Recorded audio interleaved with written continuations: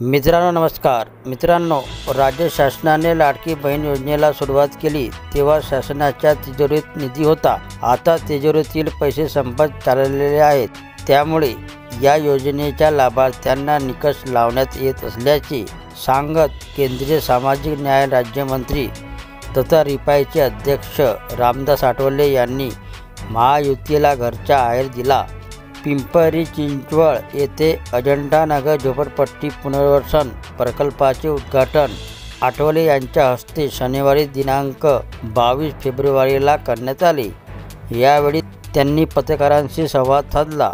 यावेळी आमदार अण्णा बनसोडे, रिपाईचे शहराध्यक्ष कुणाल वावळकर, माजी नगरसेविका चंद्रकांता सोनकांबळे आदी उपस्थित होते.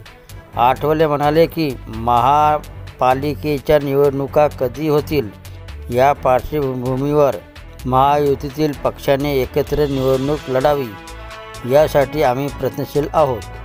राज्यात महायुतीचे सरकार चांगल्या पद्धतीने काम करत आहे. महायुतीची ताकद वाढलेली आहे. मोदींनी केलेला विकास महत्त्वाचा आहे. आम्ही सोबतच राहणार आहोत. मात्र राज्यात लाडकी बहीण योजनेला सुरुवात केली तेव्हा शासनाच्या तिजोरीत निधी होता. आता तिजोरीतील पैसे संपत चाललेले आहेत.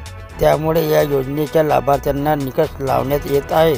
तर ही होती मित्रांनो रामदास आठवले यांनी लाडकी बहीण योजनेबद्दल दिलेली माहिती. व्हिडिओ आवडला असेल तर चॅनलला सबस्क्राईब करायला विसरू नका. जय महाराष्ट्र मित्रांनो.